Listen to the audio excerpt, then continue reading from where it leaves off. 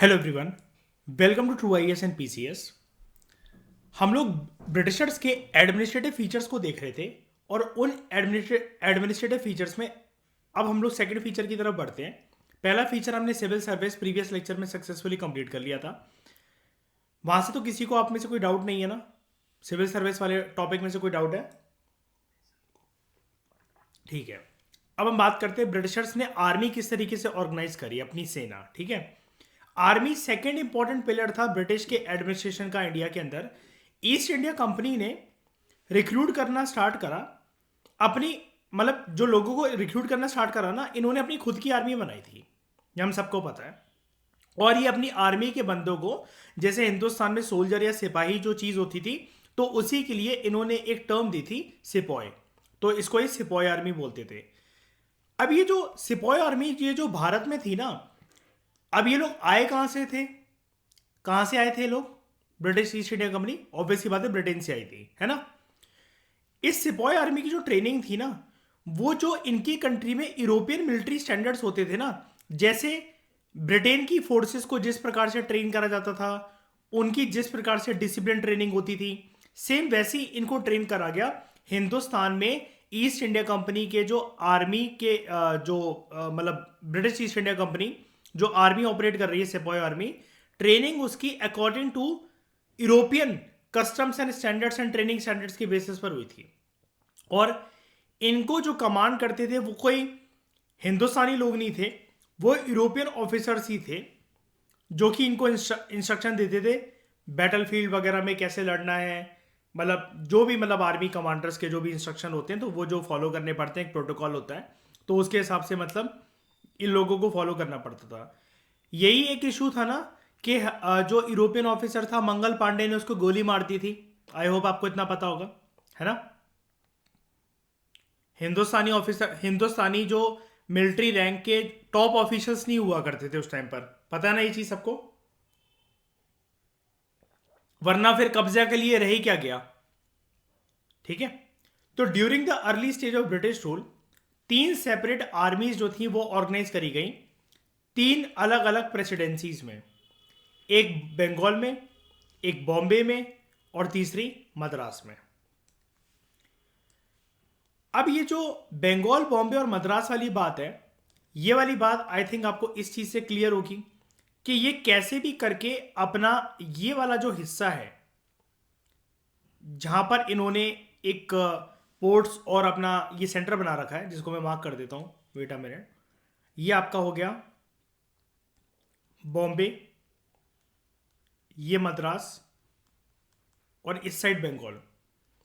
अगर यहां पर कुछ भी भिड़प होती है तो ये समुद्री हिस्सा जो कि इतनी मुश्किल से पाया है, वॉर करते करते, लोकल राजाओं को पागल बनाते बनाते, बहुत सारी साइकोलॉजी का तो जो इस्तेमाल करके, जो ये तीन हिस्से बॉम्बे, बंगाल और मद्रास जो मिले, ये हाथों से चले जाते। तो इन्होंने तीन सेपरेट आर्मीज को ऑर्गेनाइज करा इन तीन सेपरेट प्रेसिडेंसीज में। आर्मी का बहुत इंपॉर्टेंट कंट्रीब्यूशन माना जाता है ब्रिटिश आर्मी का, कि इंडिया में जो इन्होंने अपने डेरे जमाए और जिस प्रकार से एक एक करके एक एक टेरिटरी से होते हुए बढ़ते हुए जो इन्होंने एक्सपेंशनिस्ट पॉलिसी अपनाई, उसमें इनकी आर्मी का बहुत योगदान था। और आर्मी की सबसे बड़ी बात इनकी ये थी कि जैसा कि हमने बात करी, इनकी आर्मी तारीफ के काबिल इसलिए है because it was a trained and disciplined army. और ये ट्रेन्ड एंड डिसिप्लिन्ड आर्मी इस वजह से हो पाई, जैसा कि अभी हमने देखा, इसकी ट्रेनिंग और डिसिप्लिनरी स्टैंडर्ड्स वो यूरोपियन मैनर में होते थे, जो कि इनकी खुद की कंट्री में चलते थे, यूके के टर्म्स एंड कंडीशंस के अकॉर्डिंग। इंडियन सोल्जर्स ऐसा नहीं है कि जो हिंदुस्तानी थे वो रिक्रूट नहीं हो सकते थे इनकी आर्मी में, बिल्कुल भी ऐसा ऐसा नहीं है। इंडियन सोल्जर्स रिक्रूट जरूर होते थे, लेकिन फिर भी उनको ना सैलरी कम मिलती थी। They were given less salaries and less allowances than English soldiers. 1857 की क्रांति के बाद, 1857 के रिवोल्ट के बाद, जो इंडियंस थे ना, वो ईस्ट इंडिया कंपनी की आर्मी की टोटल स्ट्रेंथ का 86% पार्ट थे।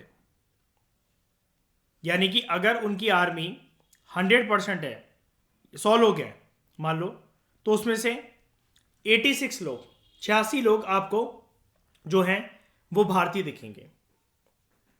अब इंडियंस की इतनी ज्यादा रैंक होने के बावजूद भी अगर आपसे मैं ये पूछूं कि ये कभी फिर भी विरोध क्यों नहीं कर पाए, विरोध क्यों नहीं कर पाए? 86% कोई एक चीज मायने रखती है दोस्तों। ये तो सिर्फ जो 86% है ना, 86%, ये तो हिंदुस्तानी ही है उनकी आर्मी में। लेकिन फिर भी ये सक्सेसफुली इतना इंडिया को कंट्रोल करते हुए कैसे आए हैं, जबकि आर्मी की जो स्ट्रेंथ है वो तो ज्यादातर हमें दिख रहा है कि भारतीयों ने ऑक्यूपाई कर रखी है। हाँ, यही ऑफिसर जो थे आर्मी के ना, वो एक्सक्लूसिवली सिर्फ और सिर्फ गोरी चमड़ी वाले बनेंगे। और आर्मी और इन सारी चीजों में ना, सेना में एक चीज होती है, सबसे बड़ी एक अहम चीज होती है, प्रोटोकॉल। अगर आपका जो ऑफिसर है ना, जो कमांडर है, जो कि आपकी सेना की टुकड़ी को लीड कर रहा है ना, वो कल को कोई ऐसा काम करने को बोले जो कि आपको गलत लग रहा है लेकिन फिर भी आपको करना पड़ेगा। आई थिंक आप ये सब चीजें जानते होगे आप लोग। आप वहां पर वो नहीं कह सकते आर्ग्यू, अगर अगर आपके कमांडर ने बोल दिया फायर, तो फायर का मतलब फायर ही होता है ना अर्पित? फिर आप ये नहीं कह सकते नहीं नहीं ये गलत है, ये सही है, वो है। उधर आपको सोचना नहीं होता है। मतलब ये बोला जाता है आपको अपना दिमाग अपना यूज करना है when you are fighting on the foot, not on the instructions. तो फॉर एग्जांपल 1856 में सिर्फ 3 ही इंडियंस ऐसे थे आर्मी में, उनकी रैंक ऐसी रही होगी, जिनको सैलरी 300 रुपए पर मंथ मिलती थी। ये चीज आपको ये दिखा रहा है कि देखो 86% ऑफ भारतीय जो कि कॉन्स्टिट्यूटेड थे ब्रिटिश आर्मी में, जो कि इंडिया के अंडर ऑपरेट कर रही थी, लेकिन उसमें से भी टॉप लोग जो, मतलब कभी भी कोई टॉप रैंकर नहीं बन सकता था। सिर्फ 3 ही इंडियंस ऐसे थे आर्मी में जिनकी रैंक ऐसी थी कि जिनको सैलरी 300 रुपए पर महीने मिल जाती थी उस टाइम पर। और हाईएस्ट रैंक एक भारतीय जो कोई रीच कर सकता था आर्मी में, वो एक सूबेदार की रैंक होती थी। सिर्फ ये हाईएस्ट रैंक है जो यहां तक पहुंच सकता था पर्सन। तो अगर हम एक आंकड़े को देखें कि ब्रिटिश आर्मी की स्ट्रेंथ कितनी थी, तो इससे हमें एक चीज पता लगेगी। देखो 100 सालों की बात करते हैं। सबसे पहले प्लासी के वॉर में, जिससे देखा आंकड़े एक अनुमान बताने के लिए आपको कि चल क्या रहा था, स्ट्रक्चर कैसे था, इंडियंस कितने दिखेंगे आपको। यूरोपियन इन्फेंट्री, इन्फेंट्री क्या होते हैं? फुट सोल्जर्स, फुट सोल्जर्स, ठीक है Sugandha? Infantry constitutes foot soldiers, जो कि लड़ते हैं अपने पैरों पे, अपने पैरों के दम पे। ओके, ये कोई ईयर नहीं है 1950, ये नंबर है कि इतने फुट सोल्जर्स थे, यूरोपियन फुट सोल्जर्स थे। 100 यूरोपियन आर्टिलरी थी जो कि बंदूक वगैरह चलाने में ट्रेंड थे। 50 इंग्लिश सेलर थे जो कि नाव वगैरह, बोट वगैरह को लेकर जाते थे। 2100 इंडियन सिपाही थे। एक इंग्लिश आर्मी थी 6000 ट्रूप्स की, जिसको बंगाल में मेंटेन करा जाता था। सिपाही देख रहे हो कितने ज्यादा, यूरोपियन इन्फेंट्री, यूरोपियन आर्टिलरी और इंग्लिश सेलर से मिलाकर भी 2100 तो सिर्फ इंडियन सिपाहीज हैं। 1857 की बात करते हैं तो प्लासी की बात है। प्लासी पे कौन था इंडिया के में गवर्नर, जो मेन लीड कर रहा था उसको, बंगाल का गवर्नर रॉबर्ट क्लाइव। 1857 जो स्ट्रेंथ थी आर्मी की इंडिया के अंदर इस टाइम पर 3,11,400 थी, जिसमें से अब देखना नंबर ए 2,65,900 सिर्फ और सिर्फ इंडियंस थे। लेकिन इनके ऑफिसर जो थे वो ब्रिटिश थे। बात सिर्फ आके यहीं अटक जाती है, बात सिर्फ आके यहीं अटक जाती है, ठीक है? जब रिवोल्ट हो गया ना 1857 का, इंपॉर्टेंट चेंजेस करे गए इंडियन आर्मी सर्विसेज में 1858 में, मतलब गवर्नमेंट ऑफ इंडिया 1858 से 1850, गवर्नमेंट ऑफ इंडिया 1858 के थ्रू कुछ चेंजेस करे गए। अब ये थोड़े से डर गए थे, थोड़े से डर गए थे, तो इन्होंने ब्रिटिश ट्रूप्स को इंक्रीज कर दिया और इंपॉर्टेंट रैंक्स वगैरह पे, और इंडियन ट्रूप्स को रिड्यूस कर दिया। क्यों? ऐसा क्यों? किसने गोली मार दी थी अपनी कमांडर को? मंगल पांडे। ठीक है। और ऑल्सो इंग्लिश पर अपॉइंटेड एन आर्टिलरी। देख रहे हो कितनी हालत खराब हो गई थी इनकी, किस हिसाब से फट गई थी। बंदूक चलाने के लिए जो सैनिक यूज होते हैं उसमें ओनली इंग्लिश। ठीक है। ये छोटा सा एक एंगल था, इसके बारे में डिटेल्ड वर्जन में जैसे जैसे हमारा लेवल बढ़ेगा हम बात करेंगे, और इसी टॉपिक के बारे में लौट कर आएंगे हम लोग जब हम लोग 9th और 12th क्लास से तमिलनाडु की एनसीईआरटी से इस टॉपिक को फिर से देखेंगे। अभी के लिए 8th क्लास की है, तो 8th क्लास में 8th क्लास के बच्चों के हिसाब से बिहेव करना पड़ेगा हमें। अगले महीने मयूर हम 9th क्लास में आ जाएंगे। पुलिस। जब ईस्ट इंडिया कंपनी ने दीवानी राइट्स ऑब्टेन करे 1765 में, और दीवानी राइट्स सौगंधा किससे ऑब्टेन करे गए थे?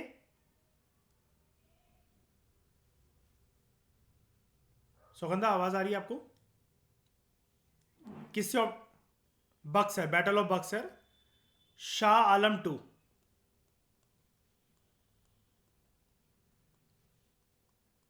ठीक है।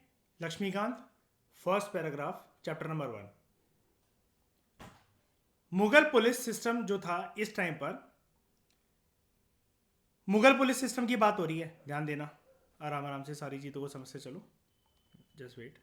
ये मुगल पुलिस सिस्टम, इसको कंट्रोल करने के लिए जो पूरा का पूरा एक आप कह सकते हो एक ग्रुप था, जो सिस्टम था, उसमें एक टाइटल जो यूज होता था, it was under the control of faujdars. अब ध्यान से समझना है सिस्टम को, मतलब आज के टाइम में आप इसे ना जैसे town inspector, inspector, DSP, superintendent of police, दरोगा, ऐसे समझने की कोशिश करना पूरे के पूरे सिस्टम को, बस थोड़े से टाइटल्स के नाम अलग अलग यूज होंगे। ठीक है। ये ना जो फौजदार थे गांव की जो डिस्ट्रिक्ट्स होती थी ना, इनके इंचार्ज हुआ करते थे। गांव की डिस्ट्रिक्ट्स को उस टाइम पर बोला जाता था सरकार। यानी कि आराम आराम से समझते चलो। नंबर 1 चीज हमने क्या देखी कि एक होगा रूरल डिस्ट्रिक्ट, गांव की कोई भी एक डिस्ट्रिक्ट है एक जगह पर, और उस टाइम पर पूरा इंडिया तो 90% गांव ही था, है ना। 1765 की उस टाइम पर मुगल पुलिस सिस्टम की बात हो रही है। तो यहां पर इसको कौन कंट्रोल करता था? रूरल डिस्ट्रिक्ट्स को फौजदार्स। जो कोतवाल थे ना, डिस्ट्रिक्ट से बड़ा टाउन होता है, आई थिंक आप सबको ये पता होगा, नंबर ऑफ डिस्ट्रिक्ट्स जो शहरी इलाका होता है, टाउन, वो कंट्रोल में था कोतवाल्स के। और जो गांव के जो जमींदार होते थे ना, गांव के जमींदार पूरे गांव का चक्कर लगवाने के लिए, देखने के लिए, पहरा दिलवाने के लिए एक पर्सन को रखते थे, विलेज वॉचमैन। अब ये जमींदार मिलकर रखते थे, तो ये जमींदारी इनको पे करते थे और यही बताते थे कि तुम्हें करना कैसे है, कैसे ड्यूटी करनी है, नाइट ड्यूटी कैसे होगी, डे ड्यूटी कैसे होगी। आज के टाइम में अर्पित, मयूर, जो हमारी सोसाइटीज होती हैं वहां पर जो गार्ड होता है, जो डे ड्यूटी और फिर नाइट शिफ्ट के लिए अलग गार्ड आते हैं, वो इसी बेसिस पे तो आते हैं ना, ऐसे ही होता है ना वॉचमैन। आरडब्ल्यूएस सोसाइटीज में मयूर, है ना, रेजिडेंशियल वेलफेयर एसोसिएशन, यही होता है। ठीक है। अब जो पुलिस सिस्टम है ना, इन सारी बातों से, ये तो मुगल पुलिस सिस्टम है, चलो ठीक है, आ गया, चलो मेडिवल इंडिया के कंटेक्स्ट में आ गया, अगर चलो कर लेंगे इसको, ठीक है, छोड़ो। हमें ये वाली बात करनी है कि पुलिस सिस्टम जो आज के टाइम में हमें देखने को मिलता है कि एक एसीपी होता है, एसपी होता है, डीएसपी होता है, ठीक है, तहसीलदार होता है, और क्या कहते हैं, टाउन इंस्पेक्टर होता है, सब इंस्पेक्टर होता है, एसएचओ होता है। ये सारा का सारा सिस्टम क्रिएट किसने करा? बेस किसके पास था? तो उसका आंसर है लॉर्ड कॉर्नवालिस। पुलिस सिस्टम को क्रिएट करने वाला जो पूरा पर्सन ने जो नींव रखी, जो बेस बिछाया, दैट वाज लॉर्ड कॉर्नवालिस। जमींदार जो अभी तक, ध्यान से सुनना, ये जो ऊपर वाला पैराग्राफ है ना, ये जो सुगंधा, यहां तक हम लोगों ने मुगल की बात कर ली है, मुगल एम्पायर की। ओके। अब जब इन्होंने दीवानी राइट्स वगैरह ऑब्टेन करके शाह आलम 2 से लड़ते लड़ते और साल जैसी आगे बढ़े, फिर बहादुर शाह जफर 2 की जो कहानी खत्म हो जाती है पूरी की पूरी, तो अर्पित इनको कॉन्फिडेंस आ गया कि मुगल फोर्सेस में दम नहीं है। अगर इतने अच्छे से ही वो ऑर्गेनाइज होता, तो अर्पित एक बार बताना जरा, जब आप किसी के ऊपर हावी हो रहे हो तो आपको ये चीज समझ में नहीं आएगी कि सामने वाले में अगर ऑलरेडी इतना दम होता है, इतना अच्छा सिस्टम होता है, तो मैं हावी हो ही कैसे पाता उसके ऊपर। तो इनको ये लगा कि कल को कोई हमारे ऊपर हावी ना हो जाए ना, हम पहले से ही रिस्ट्रक्चर करके रख लेते हैं। और यहां पर आपने सौगंधा एक चीज प्रॉपर नोट करने की कोशिश करी इसमें, कि जब भी कोई आता था इंडिया में गवर्नर जनरल बनकर, तो वो हमेशा सबसे पहले एक किसी ना एडमिनिस्ट्रेशन की सिस्टम को छेड़ने की जरूर कोशिश करता था। रिचर्ड वेलेस्ली ने जैसे सिविल सर्विस के ऊपर ध्यान दिया, है ना। यहां पर लॉर्ड कॉर्नवालिस ध्यान दे रहा है पुलिस सिस्टम के ऊपर, और आप बहुत सारे कॉन्ट्रीब्यूशंस उसके भी जानते होंगे, रिमार्केबल गवर्नर जनरल डेलहाउजी के, है ना। उसके बारे में भी हम पढ़ेंगे अलग से।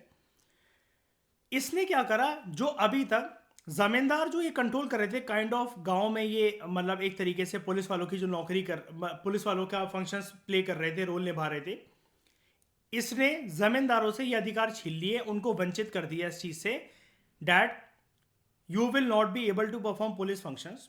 ही रिलीव्ड जमींदार फ्रॉम देम, कि आप कंट्रोल नहीं करोगे।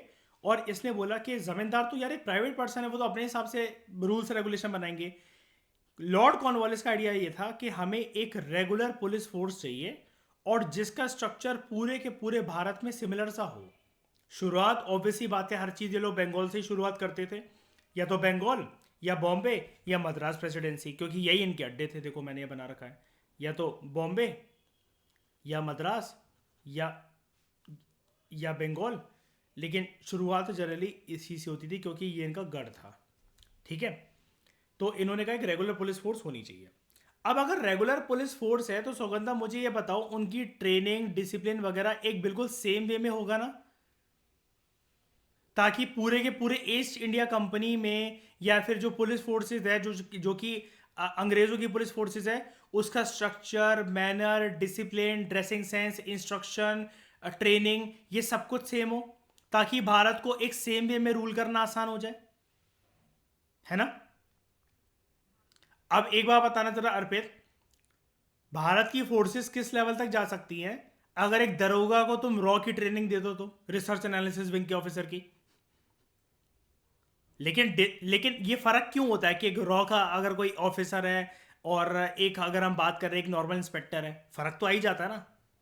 सिर्फ इतना बोलना ही काफ़ी है, चाहे वो फिर निक्कर में बैठा हो कि रॉ का ऑफिसर है, तो हमारे दिमाग में क्या आता है कि ये एक था टाइगर होगा मयूर है, अभी उछल उछल के 12-13 को पता नहीं क्या कर करके बिल्डिंग से कूद ले गए। तो कॉर्नवालिस ने एक सिस्टम कैसे स्टैब्लिश करा, Lord Cornwallis establish a system of circle और थाना, जो कि आज के टाइम में हमें देखने को मिलता है। और ये वाली बात यूपी और एमपी वाले बहुत अच्छे से समझ सकते हैं। हर सिस्टम और मतलब एक पूरा का पूरा थाना स्टैब्लिश करा, और हर एक थाना को हेड करेगा एक दरोगा, इसने बोला। ये टर्म्स यूज करी गई इसके द्वारा, इस अपने पूरे के पूरे इसने एक एक्ट बनाया था, थाना और दरोगा, हर एक थाना को एक हेड करेगा एक दरोगा। जो अथॉरिटी होगी ना दरोगा की, जो विलेज वॉचमैन ड्यूटी करते थे ना, जैसे पूरा का पूरा एरिया में चक्कर काटना और देखना कि क्या हो रहा है क्या नहीं हो रहा, ये अथॉरिटी दरोगा को दे दी गई, जो कि गांव में सारे के सारे पुलिस ड्यूटीज को परफॉर्म करेगा, जो कि अभी तक मुगल पुलिस सिस्टम के अंतर्गत विलेज वॉचमैन करते हुए आते थे। राइट, ऊपर देखो, ठीक है। हाँ, इतनी बात क्लियर है, आगे बढ़ूं, ठीक है।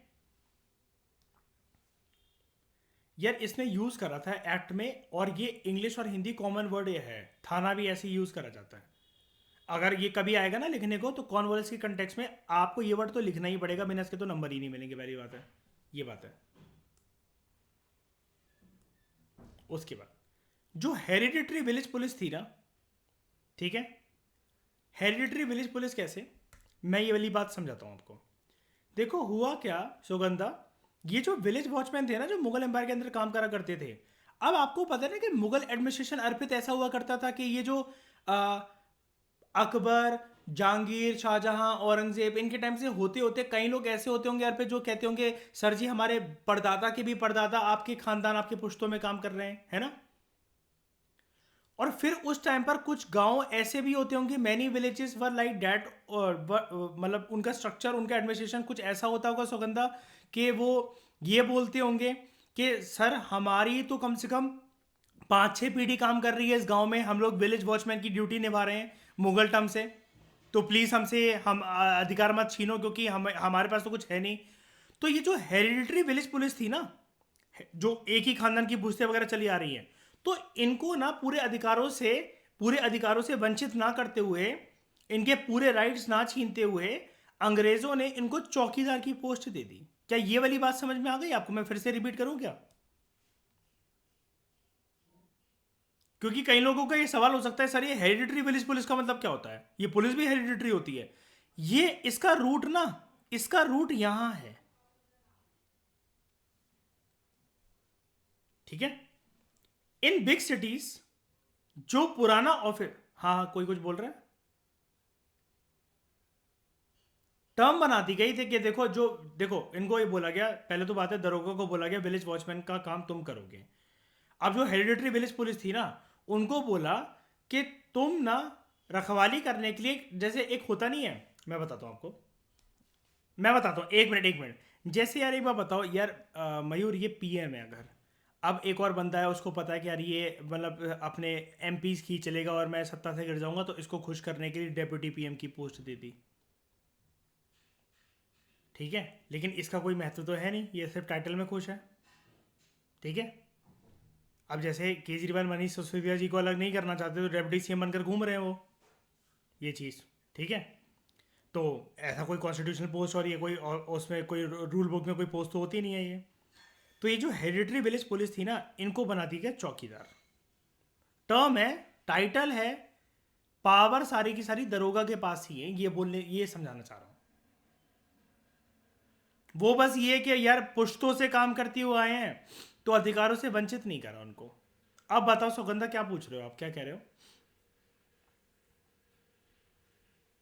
है सुगंधा, कुछ कह रहे थे आप? हम्म।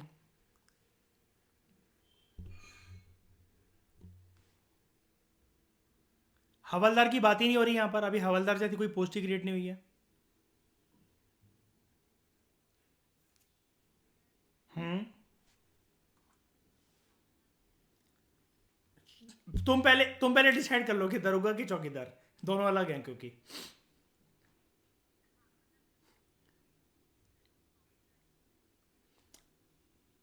हाँ, वो हेरिडिटरी विलेज पुलिस जो मुगल टाइम से काम कर रही थी, देखो ना आप यहाँ पर, ये देखो, ये जो विलेज वॉचमैन जो थे, ये इंचार्ज थे कोतवाल के इस टाइम पर, देखो यहाँ पर ऊपर, यहाँ पर इस जगह पर, ठीक है, ये इंचार्ज थे इसके। लेकिन ये पूरा का पूरा जो सिस्टम था, ये मुगल पुलिस सिस्टम था। ओके। अब क्या हुआ, जब मुगल सिस्टम जब पूरा का पूरा खत्म हो गया, और कॉर्नवालिस जब वो आते हैं, तो इन्होंने ये जो विलेज वॉचमैन वाला जो काम था ना, ये वाला, वॉचमैन क्या होता है, चौकीदारी तो होता है। लेकिन जब इसका फंक्शन जब इस बंदे को दे दिया गया, दरोगा को, तो अब ये लोग बोलने लगे, सर हम तो, हमारी तो पुश्ते, हमारे तो पापा दादा परदादा ये सब कुछ ये वाला काम कर रहे थे, आपने उनको उठा कर दे, तो इन्होंने बोला देखो ये वाला फंक्शन तो हम दरोगा को दे चुके हैं, तुम परेशान मत हो, हम तुम्हें एक टाइटल दे दे रहे हैं चौकीदार का। अब समझ में आया? लेकिन अब जो ये विलेज वॉचमैन वाला काम था, ये वाला, ये अब कौन करेगा परफॉर्म? नहीं यार, ऐसा मत बोला करो ब्रिटिश, अब ब्रिटिशर तो पूरे चैप्टर में है, ये कौन सा टर्म होता है ब्रिटिशर्स? मॉडर्न डे हिस्ट्री पढ़ रहे हो तो आंसर दे रहे हो ब्रिटिशर्स। फौजदार नहीं, थप्पड़ पड़ेगा जोर की। अब ये काम परफॉर्म करेगा दरोगा। ठीक है। और पहले कौन परफॉर्म करता था अगर मुगल सिस्टम होता, तो ये पर्सन, चौकीदार। मतलब हालांकि नाम यूज नहीं करते थे वो लोग चौकीदार, लेकिन अब ये एक सेपरेट टर्म बना दी गई। लेकिन अब ये फंक्शन जो है विलेज वॉचमैन का, गांव की रखवाली करने का, इसमें अब कोई भी अधिकार नहीं है।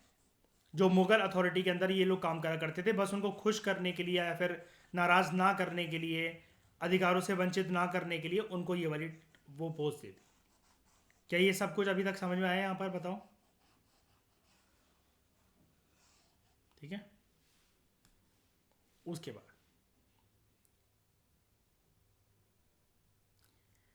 बड़ी बड़ी सिटीज भी होती होंगी फिर, कुछ कुछ डेवलपमेंट होने लग गई थी।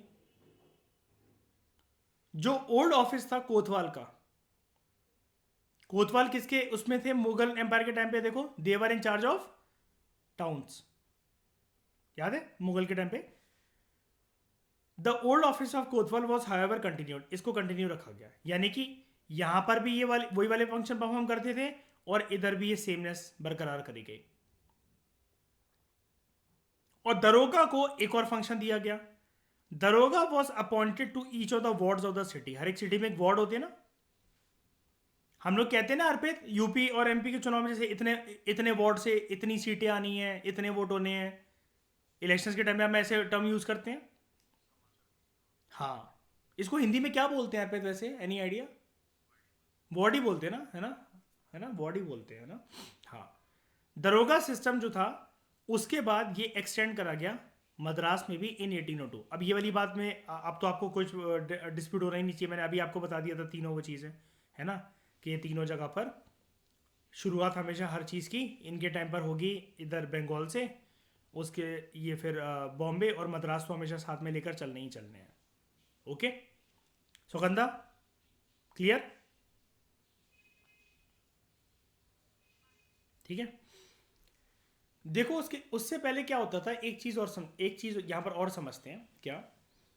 जितने भी जो थानास थे ना,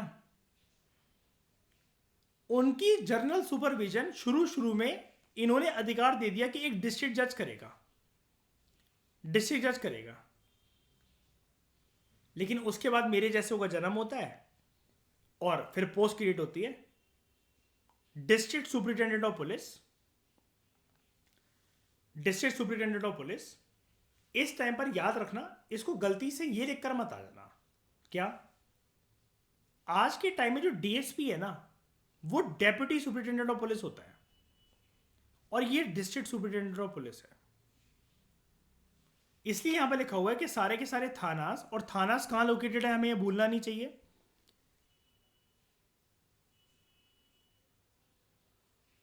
ये किसी ना किसी डिस्ट्रिक्ट में ही है, ऑब्वियस सी बात है। तो पहले ये डिस्ट्रिक्ट जज को ये फंक्शन दिया जाता था और उसके बाद डिस्ट्रिक्ट सुपरिटेंडेंट ऑफ पुलिस। अब फिर जो आईपीएस होते हैं वो एसीपी वगैरह बनने के बाद, दिल्ली में वैसे एसीपी होते हैं, ठीक है, और दिल्ली में जो पोस्ट एसीपी की होती है वही एमपी और यूपी में डीएसपी की पोस्ट होती है, इक्विवेलेंट पावर्स, ठीक है। अब जो उसके बाद जो प्रमोशन होकर जो एक आईपीएस को मतलब कुछ करियर के कुछ साल हो जाते हैं तो वो एसपी बनता है आज के टाइम में, आज के टाइम की बात कर रहा हूं मैं, ठीक है। 1808 में अब जो एक बड़ा डिवीजन होता है ना, डिवीजन, एक बड़ा सा जिसको आई थिंक हिंदी में हम बोल सकते हैं संभाग टाइप, ठीक है, तो उसको हेड करता था सुपरिटेंडेंट ऑफ पुलिस, यानी कि ये डिस्ट्रिक्ट सुपरिटेंडेंट ऑफ पुलिस से तो बड़ा ही है, ऑब्वियस ही बात है ना। 1808 में ये वाली पोस्ट क्रिएट करी गई और उसको बोला गया कि तुम हर एक डिवीजन को संभालोगे। अभी डिवीजन के अंदर कुछ कुछ नंबर ऑफ डिस्ट्रिक्ट्स आ जाती हैं, यानी कि हर एक डिस्ट्रिक्ट में, मैं बता देता हूं, हाँ, हर एक डिस्ट्रिक्ट में ऐसा कुछ, ऐसा मान लो यहां एक डीएसपी, यहां एक डीएसपी, यहां एक डीएसपी, यहां एक डीएसपी, यहां एक डीएसपी, लेकिन इन सब का पापा जो है वो एसपी, ठीक है। और मैं फिर से बोल रहा हूं, यहां पर डीएसपी का मतलब उस जमाने में था डिस्ट्रिक्ट सुपरिटेंडेंट ऑफ पुलिस, क्योंकि एमपी या यूपीपीएससी के पेपर में फिर आपको ये ऐसे जैसे ऑप्शन आ जाएंगे इसको कौन संभालता था वो करके, तो छूटते ही बंदा सुपर एक्साइटेड कि ये डेप्यूटी सुपरिटेंडेंट ऑफ पुलिस नहीं, और क्या पता अगले ही ऑप्शन हो डिस्ट्रिक्ट सुपरिटेंडेंट ऑफ पुलिस। आपने देखा होगा अर्पित, अक्सर यूपी वगैरह के पेपर में वो चार ऑप्शन बिल्कुल सेम नाम के साथ देते हैं, जैसे यूएनजीए की फुल फॉर्म पूछ लेंगे, यूनाइटेड नेशंस जनरल असेंबली, है ना, तो वो यूनाइटेड नेशंस जिनोवा असेंबली, और ऐसा करके एक एक टर्म के साथ मतलब मीनिंग चेंज कर देते ताकि बंदे को अपनी नॉलेज के ऊपर डाउट हो जाए कि यार इसमें क्या लिखा हुआ था अखबारों में या करंट अफेयर में या किसी भी चीज़ में, फुल फॉर्म में इसकी फुल फॉर्म क्या थी। तो ये चीज़ आप कंफ्यूज मत होना, ठीक है। ये सेम है, क्या क्या, डिस्ट्रिक्ट जज पहले मतलब जब तक डीएसपी की पोस्ट इन्होंने नहीं बनाई थी तब तक वो थाना को डिस्ट्रिक्ट जज वो उसका प्रभारी था। फिर डिस्ट्रिक्ट जज को बोला बेटा तुम कोर्ट में बैठो, ठीक है, तुम सिविल पावर्स और उसका डिस्प्यूट सॉल्व करो, और उसके लिए पोस्ट बना दी गई कि deputy district superintendent of police. Okay, हाँ बताओ।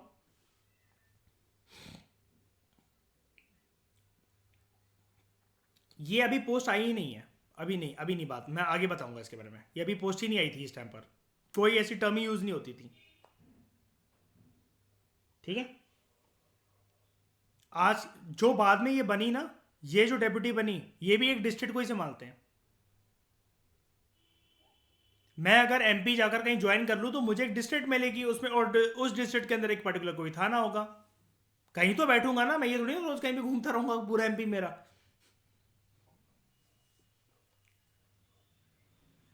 हाँ, अंडर उस डीएसपी के अंडर कुछ थाने आते हैं। ठीक है, अब बात करते हैं सबसे मेन बोस की। आज जो आईएएस होकर जो बनता है डिस्ट्रिक्ट कलेक्टर, आईएएस को जब कुछ साल हो जाते हैं कुछ करियर में, आईएएस सिर्फ एक डिग्री होती है। यानी कि जो दिल्ली में सेक्रेटेरिएट में बैठा है, जो कैबिनेट सेक्रेटरी है, जो चीफ सेक्रेटरी है, कोई एसडीएम है, जो कि मतलब लबासना से ट्रेनिंग लेकर डायरेक्टली आया है, ये सारे आईएएस होते हैं। आईएएस एक डिग्री होती है, तो कभी किसी से ये नहीं बोलना चाहिए मैं आईएएस हूं, मैं आईपीएस हूं। ये डिग्री होती है। पोस्ट किस पे हो, रैंक क्या है, लोगों को अपने आप को इंट्रोड्यूस करना ही नहीं आता। पहली बात तो ये, उनको यही नहीं पता होता। लबासना से ट्रेनिंग कर आ गए थे, हम आईएएस है। आईएएस तो तब है भाई, आईएएस होने में क्या बड़ी बात है, आईएएस है। आईएएस तो कैबिनेट सेक्रेटरी भी है, तो क्या उसके बराबर हो क्या आईएएस हो तो? अच्छा, मुझे एक बात बताना जरा,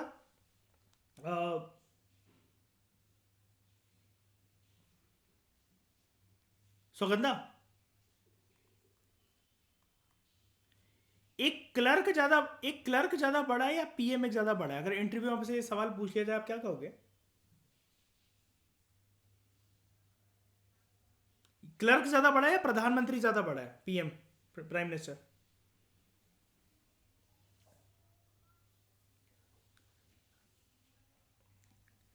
ऑफिशियली ऑफिशियली छोड़ो, मेरी क्लास में ये सारी बातें नहीं। हाँ, ये सब डायरेक्टली इस पे स्ट्राइक। मुझसे मुझसे मुझसे फिलोसफी नहीं। अर्पित, क्या है इसका आंसर, कौन बड़ा है? अरे भाई, ये तो और भी मारा है मयूर। क्या प्राइम मिनिस्टर चेंज होता रहेगा, क्लर्क तो वही रहेगा। भाई से, इसने इसने हाँ, इसने तो स्ट्राइक ही कर दिया पूरा का पूरा। बड़ा कौन है पावर में? ये सुनने के बाद ना इंटरव्यू में से पानी का गिलास भी छीन लेंगे कि रखो पानी का गिलास, रखो नीचे रखो। तुम इसके लायक भी नहीं हो, उठो यहाँ से। देखो, इसका आंसर है Saugandha, proud of you, very good. मैंने इनिशियली इन लोगों को ये वाली चीज़ समझाई थी जो कि शुरू से फाउंडेशन कोर्स में इसमें थे।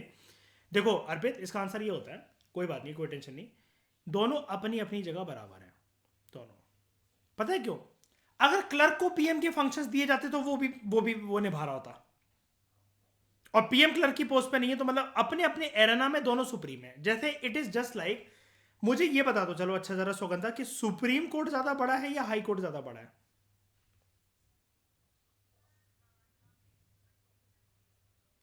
अपनी अपनी जगह पर है यार, अपनी अपनी जगह पर। हाँ,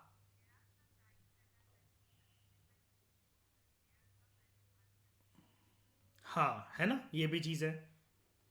फंडामेंटल राइट्स को तो सुप्रीम कोर्ट भी नहीं छेड़ सकता, they are so sacrosanct in nature, है ना। Right to life and personal liberty, तो personal right to life and personal liberty को तो किसी का बाप भी नहीं छेड़ सकता इस देश के अंदर।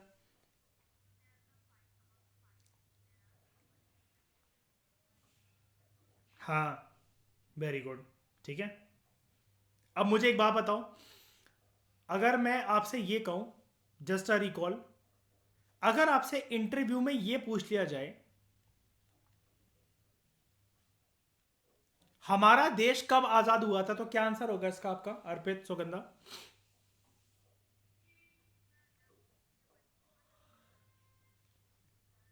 अरे हमारा देश कब आजाद हुआ था, मेरी माँ, ये तो बड़ी फिलोसफिकल है ये। 15 अगस्त 1947। अर्पित, कब आजाद हुआ था? 15 अगस्त 1947 को। मयूर देख रहे हो, बच्चे सोचने में मजबूर है रागनी। हालत हिली हुई है कि देश आजाद कब हुआ था, इसका आंसर बता पाएंगे कि नहीं बता पाएंगे। नहीं, मैं बताता हूँ। नहीं नहीं, तुम मुझे ये बताओ, एक सेकेंड। ऑफिशियली हमारा देश आजाद कब हुआ, ऑफिशियली ऑन पेपर्स? 15 अगस्त 1947। सुगंधा, अर्पित, एग्री करते हो इस चीज से? On papers. Sugandha agree?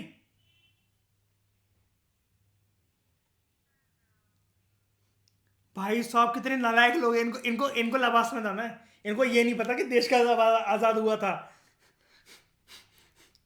Agree? खाना यूपीएससी की कसम दोनों, कि इसी दिन आजाद हुआ था। ठीक है। और मेरा आंसर ये है, यू यू बोथ, आप दोनों गलत हो। आप दोनों गलत हो।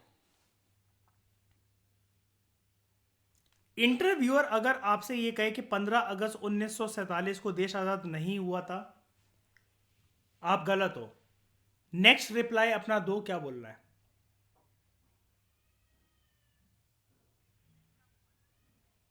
तुमसे पूछ लोगे? सर आप ही बता दे, तू ही बता दे। तू बाहर मिल गया, भाड़ में गए मेरी अटेम्प्ट, तू बाहर मिल। नहीं नहीं, देखो देखो, एक मिनट बंगालन, मुझे भी बोलने दो, ठीक है। इसका आंसर ये होता है, इंटरव्यू में ना जब भी आपको ऐसा वो करके फंसाते हैं ना, एक तो आप लोग अपनी हैबिट चेंज करो, सुगंधा स्पेशली आप, मतलब माइंड मत करना, लेकिन स्कोप ऑफ इंप्रूवमेंट मैं बता रहा हूँ। सबसे पहले do not be in argumentative mode, या फिर बातों को घुमा फिराने की कोशिश मत करो। अपने ऊपर विश्वास है ना आपको इस आंसर के ऊपर, अर्पित सुगंधा की 15 अगस्त 1947 को देश आजाद हुआ था, तो फिर किंतु परंतु मत करो, ठीक है। इफ्स एंड बट्स मत खेलो। इसका आंसर ये होता है, अर्पित, जब भी किसी भी इंटरव्यू में, चाहे मतलब किसी भी चीज का इंटरव्यू हो, आर्मी का इंटरव्यू हो, असिस्टेंट कमांडेंट का इंटरव्यू हो, कुछ भी हो, X Y Z, arm forces का या यूपीएससी का, किसी भी चीज का, जब भी आपको अपने आंसर के ऊपर विश्वास होता है, विश्वास कह रहा हूं मैं, तो सोचने पे मजबूर मत हो। आपकी जो आंखें होती है ना, आईब्रोज पकड़ ली जाती हैं कि आपको खुद ही अपने आप पे विश्वास नहीं है। अब आपको यहाँ पर विश्वास था, अब फिर भी सुगंधा फालतू के आर्गुमेंट्स देने में लगी हुई है, उसके बाद भी आपने आंसर चेंज करने के बाद, अकॉर्डिंग टू मी, ऑफिशियली ऐसा, नॉन ऑफिशियली ऐसा, फलाना ऐसा, ढिकमा ऐसा, इससे कुछ नहीं होने वाला है। आप एक आंसर पुट करो इंटरव्यू बोर्ड के सामने। Sir, what you are saying, it might be the right answer, but I know what I am saying, it is not wrong। अर्पित, अब इस चीज में दम लगी कि मैंने सामने वाले की चड्डी भी उतार दी और वो बुरा भी नहीं माना। ये ऐसे बोला जाता है, मैं धीरे धीरे करके इसकी एबिलिटी डेवलप करूंगा। वरना होगा क्या, मेंस तो निकाल लोगे, इंटरव्यू में जाकर फिर जूते खाकर आ जाओगे। क्योंकि इंटरव्यू में नॉलेज टेस्ट नहीं होती है, प्रेजेंस ऑफ माइंड चेक होता है। नॉलेज चेक करनी होती है तो उनको पता है भाई, प्रीलिम्स और मेंस निकाल कर आया है, इस देश के क्रीमी लेयर 0.1% में से दिमागों में से एक है ये। लेकिन ऑन द स्पॉट बोल सकता है कि नहीं बोल सकता, या बोल सकती कि नहीं बोल सकती? किताबी ज्ञान तो बहुत ले लिया, ख्वाब तो बहुत बड़े बड़े फॉर्म में लिख रखा, आईएफएस बनना है, अच्छा प्लेन में बैठने का टिकट तो वहीं से मिलेगा। मेरी बात समझ में आई? तो धीरे धीरे करके ऐसी चीज़ों को डेवलप करा करो। जो भी एक्सेल लेक्चर्स में मैं जो क्रेडिट पॉइंट्स बताता रहता हूँ ना, इनको कहीं लिख लिया करो। अपने आप पे विश्वास है तो ये सौगंध, ये क्या होता है ऑफिशियली सर ऐसा हुआ, नॉन ऑफिशियली ऐसा हुआ? अरे भाई देश तो आजाद उसी टाइम पे हुआ। 14 क्लास के बच्चे तो मजाक उड़ा रहा है, तो अपना ये देखो, ये दीदी, ये प्रैक्टिस, ये यूपीएससी देना है इनको, इनको लवासना जाना है। दे, देख रहे मम्मी, मैं तो पहले ही कहा था बंगाली ने ऐसी होती हैं। हाँ वही तो, हाँ हाँ। वो कहेगा देखो मम्मी, बंगाली ने ऐसी होती है, मैं तो पहले ही कहा था।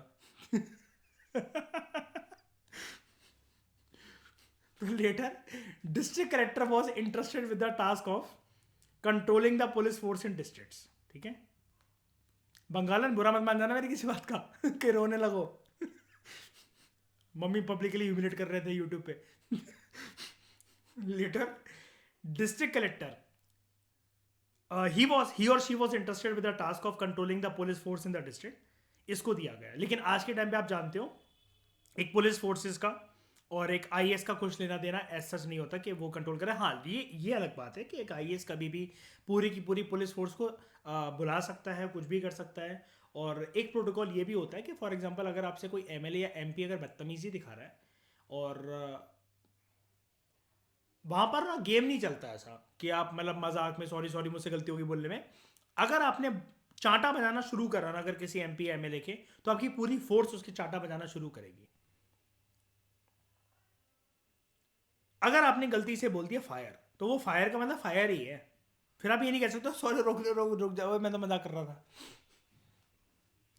इसीलिए डायरेक्ट आईएएस बनाने के बाद ना आपको एकदम से जंगल में डिस्ट्रिक्ट में छोड़ दिया नहीं जाता, वरना मेरे जैसे तो पता नहीं अंधाधुंध पावर में पता नहीं क्या क्या कर बैठे। चलते फिरते गंजों को थप्पड़ मार दिया, मैं आईएएस मैं आईपीएस। इसलिए ट्रेनिंग ग्राउंड्स होते हैं लवासना।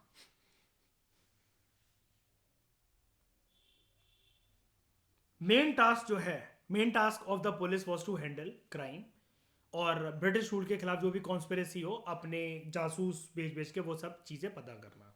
ठीक है, क्या यहां तक बात आप सबको समझ में आई?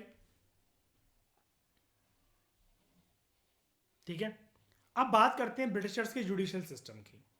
लास्ट एडमिनिस्ट्रेटिव फीचर इनका 1772 में डुअल सिस्टम जो था गवर्नमेंट का, डुअल गवर्नमेंट, वो अबॉलिश हो गया था। ठीक है, याद है ना डुअल गवर्नमेंट वाली बात, नवाब और वो वाली, इस चैप्टर में हमने देखा था। भूल गए क्या? अभी तक जो चला आ रहा था बंगाल में, यहां पर मैं एक बार अभी बता भी देता हूं आपको, हमने यहां पर पढ़ा था।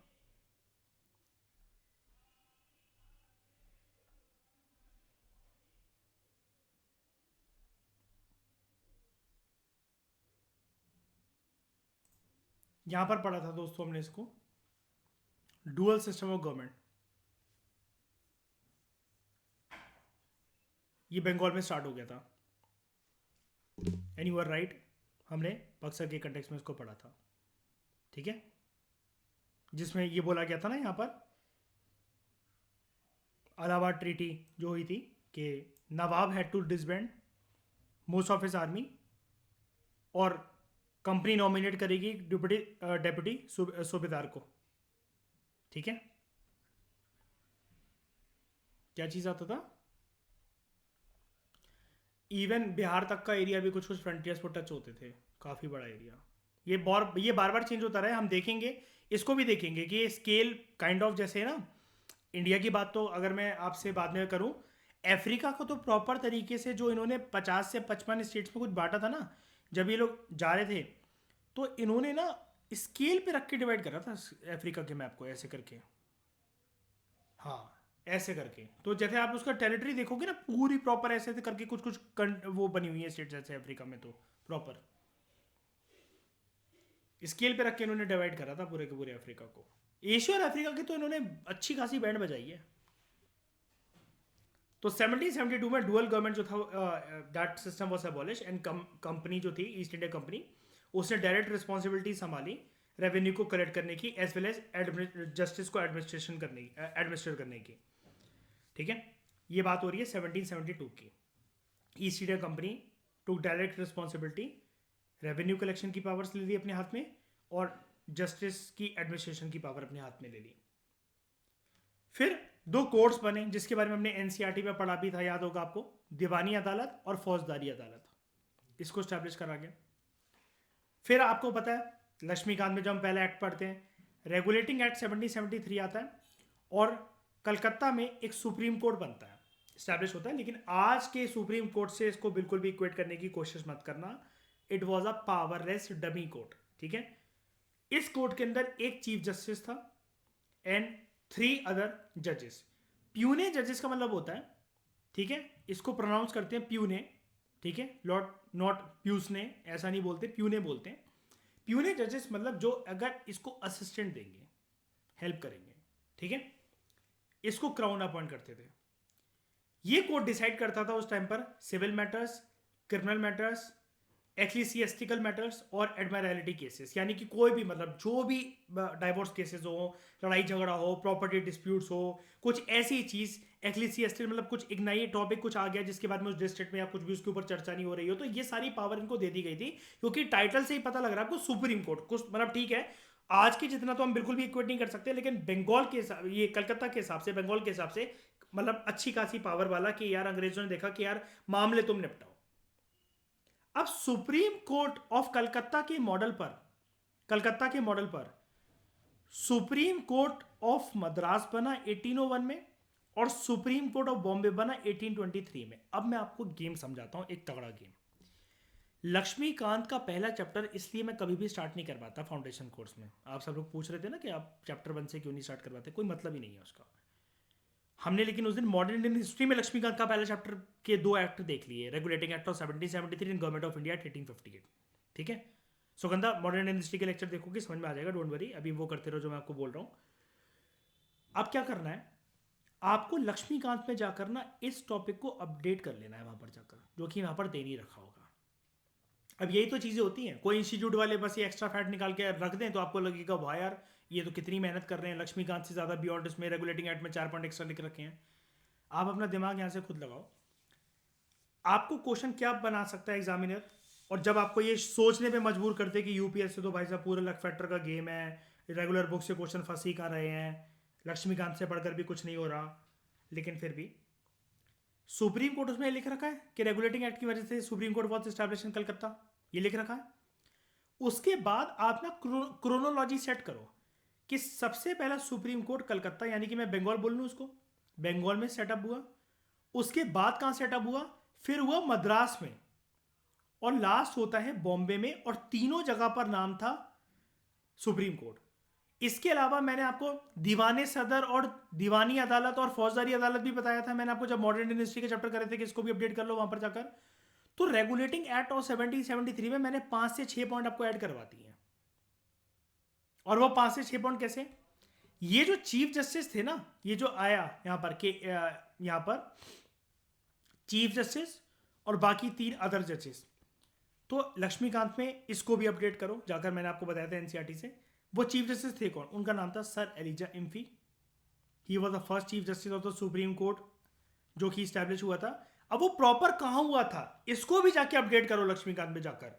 Supreme court was establish in Calcutta, नहीं, कलकत्ता में कहां, फोर्ट विलियम जो था ना उसी को बना लिया गया था वहां पर, उस जगह पर बंगाल में।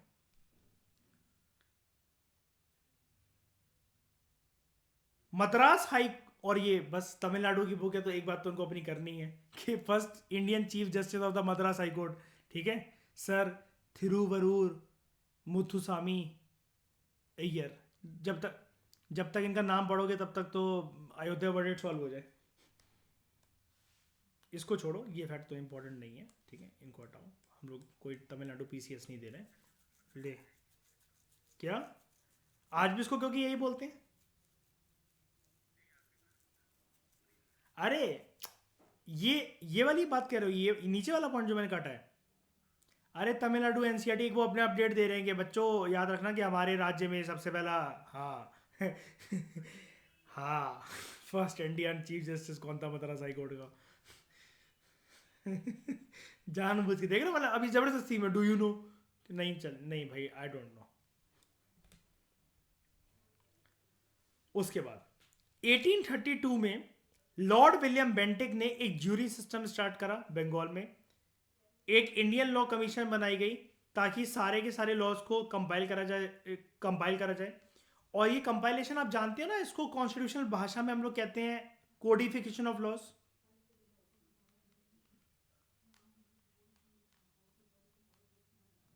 कि सारे एक जगह पर हो और उन लॉ की पावर भी हो, वो सुप्रीम भी हो। रूल ऑफ लॉ स्टैब्लिश करा गया पूरे के पूरे एम्पायर के लिए कि कुछ भी होगा, इनकी ये वाली बात बेस्ट थी कि कुछ भी होगा पहले कानून बनकर आएगा फिर होगा, अंधाधुंध ऐसे नहीं, वरना इनको पता था इनका डिसीजन मानेगा कौन। तो रूल ऑफ लॉ मेकिंग की प्रक्रिया से तो इन्होंने मतलब आधे हिंदुस्तान पे फतेह कर ली थी। और according to the Indian high court act of 1861 3 high court भी सेटअप हुए थे, कलकत्ता में, बॉम्बे में और मद्रास में।